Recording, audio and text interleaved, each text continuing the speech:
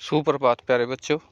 कक्षा 10th का जो हमारा लेसन चला हुआ है संघवाद, उसमें हमने कल संघीय सूचियों के बारे में पढ़ा था कि संघ सूची, समवर्ती सूची, राज्य सूची, इसके अंतर्गत कौन कौन से विषय आते हैं और किस प्रकार प्रशासन या फिर हमारे देश के जो सरकार के अंग हैं वो किस प्रकार कार्य करते हैं। भारत एक संघीय देश है। इन सारी बातों पर हमने चर्चा की थी। उसी कड़ी को आगे बढ़ाते हुए आज हम 10th कक्षा का जो SST का पोल साइंस का पोर्शन का पार्ट चला हुआ है, संघीय व्यवस्था कैसे चलती है, इस पर चर्चा करेंगे। तो ध्यानपूर्वक सुने, संघीय व्यवस्था चलती कैसे, इस टॉपिक पर बात करेंगे। संघीय व्यवस्था के कारगर कामकाज के लिए संवैधानिक प्रावधान जरूरी है, यानी संविधान के दायरे में रहकर, पर इतना ही पर्याप्त नहीं। अगर भारत में संघीय शासन व्यवस्था कारगर हुई तो इसका कारण सिर्फ संवैधानिक प्रावधानों भर का होना नहीं। भारत में संघीय व्यवस्था की सफलता का मुख्य श्रेय यहाँ की लोकतांत्रिक राजनीति के चरित्र को देना होगा। इसी से यहाँ पर सन 1947 का जो हमारे सामने भारत विभाजन से पहले किस प्रकार से जो हमारा देश था वो किस में बटा हुआ था, रजवाड़ों में यानी रियासतों में, और उसके बाद हमने किस सरदार वल्लभ भाई पटेल के प्रयासों के द्वारा संपूर्ण जो देश था वो किसके अधीन, भारत सरकार के अधीन, यानी रजवाड़ों को एक किस्म से समाप्ति कर दी गई और उनको भारत में विलय करवा लिया गया। उसके आगे संघवाद की भावना, विविधता का आदर, संघ के साथ रहने की इच्छा का हमारे देश ने साझा आदर्श के रूप में स्थापित होना सुनिश्चित हुआ। आइए कुछ प्रमुख बातों पर गौर करें जिसे पता चलता है कि यह काम किस तरह हो पाया। भाषीय राज्य, राज्यों का पुनर्गठन का काम किस प्रकार से हुआ।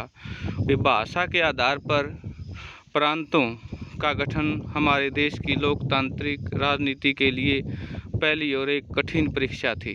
भारत ने सन 1947 में लोकतंत्र की राह पर अपनी जीवन यात्रा शुरू की। उस वक्त से लेकर सन 2017 तक अगर आप राजनीति मानचित्र देखें तो इस अवधि में आए बदलाव को देखकर एक बार की आप आश्चर्यचकित रह जाएंगे। अपने पुराने प्रांत गायब हो गए और कई नए प्रांत बन गए, यानी बाउंड्री के बारे में हमने देखा कि किस प्रकार नए राज्यों का गठन हुआ। कई प्रांतों की सीमाओं को क्षेत्र के नाम में बदल गए। नए राज्यों को बनाने के लिए 1950 के दशक में भारत के कई पुराने राज्यों की सीमाएं बदली। ऐसा यह सुनिश्चित करने के लिए किया गया कि एक भाषा बोलने वाले लोग एक राज्य में आ जाएं। इसके बाद कुछ अन्य राज्यों का गठन भाषा के आधार पर नहीं बल्कि संस्कृति, भूगोल अथवा जातीय एथनिसिटी की विभिन्नता रेखांकित करने के लिए उन्हें आदर देने के लिए किया गया। इसमें नागालैंड, उत्तराखंड, झारखंड जैसे राज्य शामिल हैं। जब एक भाषा के आधार पर राज्यों का गठन की बात उठी तो कई राष्ट्रीय नेताओं को डर था कि इससे देश टूट जाएगा। केंद्र सरकार ने इसी के चलते राज्यों का पुनर्गठन कुछ समय के लिए टाल दिया, पर हमारा अनुभव बताता है कि भाषावार राज्य बनाने में देश ज़्यादा एकीकृत और मजबूत हुआ। इससे प्रशासन की पहले की अपेक्षा कहीं ज़्यादा सुविधाजनक हो गया। भाषा नीति क्या थी उसके बारे में यदि हम जानें, भाषा के संघीय ढांचे की दूसरी परीक्षा भाषा नीति को लेकर हुई। हमारे संविधान में किसी एक भाषा को राष्ट्रभाषा का दर्जा नहीं दिया गया। हिंदी को राजभाषा माना गया। हिंदी सिर्फ 40% लगभग भारतीयों की मातृभाषा थी, इसलिए अन्य भाषाओं के संरक्षण में अनेक दूसरे उपाय किए गए। संविधान में हिंदी के अलावा 21 भाषाओं को अनुसूचित भाषा का दर्जा दिया गया। केंद्र सरकार ने किसी पद का उम्मीदवार इनमें से किसी भी भाषा में परीक्षा दे सकता है, बशर्ते उम्मीदवार को इसको विकल्प के रूप में चुने।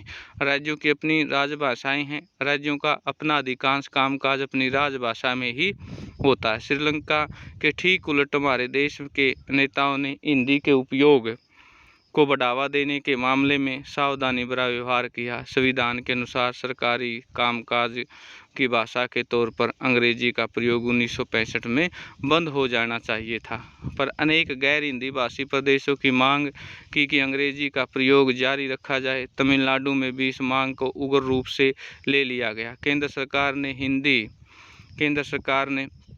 हिंदी की मांग की और अंग्रेजी का प्रयोग जारी रखा। केंद्र सरकार हिंदी के साथ साथ अंग्रेजी को देकर भी विवाद को सुलझाया। अनेक लोगों का मानना था कि इस समाधान से अंग्रेजी भाषी अभिजन को लाभ पहुंचेगा। राजभाषा के रूप में हिंदी को बढ़ावा देने से भारत सरकार की नीति बनी हुई है, पर बढ़ावा देने का मतलब यह नहीं कि केंद्र सरकार उन राज्यों पर भी हिंदी को थोप सकती है जहाँ लोग कोई भाषा बोलते हो। भारतीय राजनेताओं ने इस मामले में लचीला रुख अपनाया और उसी से श्रीलंका जैसी स्थिति में पहुँचने से बच गए। यानी यहाँ पर हम एक बात जाने, अन्यथा यदि हम भी इसके प्रति कड़ा रुख अपनाते तो श्रीलंका जैसे हमारे भी हालात हो जाते। केंद्र राज्य संबंध। केंद्र राज्यों का संबंधों में लगातार आए बदलाव का यह उदाहरण बताता है कि व्यवहार में संघवाद किसी तरह मजबूत हुआ। सत्ता की साझेदारी भी संवैधानिक व्यवस्था वास्तविकता का कैसा रूप लेगी, यह ज़्यादातर इस बात पर निर्भर करता है शासन दल के नेता किस तरह से इस व्यवस्था का अनुसरण करते हैं। काफ़ी समय तक हमारे यहाँ एक पार्टी का केंद्र के अधिकांश राज्यों में शासन रहा। इसका यानी कांग्रेस पार्टी का व्यवहारिक मतलब यह हुआ कि राज्य सरकारों में स्वायत्त संघीय इकाई के रूप में अनेक अधिकारों का प्रयोग नहीं किया गया। जब केंद्र और राज्य अलग अलग दलों में सरकार रही तो केंद्र सरकार के राज्यों में अधिकारों की अनदेखी करने की कोशिश की गई। उन दिनों केंद्र सरकार अक्सर संवैधानिक प्रावधानों का दुरुपयोग करने के लिए विपक्षी दलों की राज्य सरकारों को भंग कर देती थी। यह संघवाद की भावना प्रतिकूल काम था। 1990 के बाद स्थिति काफ़ी बदल गई। इस अवधि में देश के अनेक राज्यों और क्षेत्रीय दलों का उदय हुआ। यही दौर केंद्र के गठबंधन सरकार की शुरुआत का भी था। चूँकि किसी भी एक दल को लोकसभा में स्पष्ट बहुमत नहीं मिला, इसलिए बहुराष्ट्रीय पार्टियों ने क्षेत्रीय दलों के समेत अनेक पार्टियों का गठबंधन बनाकर सरकार बनानी पड़ी। इसे सत्ता में साझेदारी और राज्यों में सरकारों में स्वायत्तता का आदर करने के लिए नई संस्कृति पनपी। इस प्रवृत्ति को सुप्रीम कोर्ट ने बड़े फैसले से बल मिला और इस फैसले के कारण राज्य सरकार के मनमाने ढंग से भंग करना केंद्र सरकार को मुश्किल हो गया। इस प्रकार आज संघीय व्यवस्था की तरह सत्ता की साझेदारी संविधान में लागू होने के तत्काल बाद के दौर में तुलना में ज़्यादा प्रभावी है। तो प्यारे बच्चों, आज के लिए जो आपका होमवर्क है वो इस प्रकार है कि भाषीय राज्यों का निर्माण कैसे हुआ और दूसरा है संघीय व्यवस्था कैसे चलती है। इन दो टॉपिकों पर सुंदर नोट्स लिखेंगे और भाषीय आधार पर राज्यों के किन किन राज्यों का गठन हुआ इस पर भी आप चर्चा करेंगे। तो आज के लिए इतना ही बस। धन्यवाद।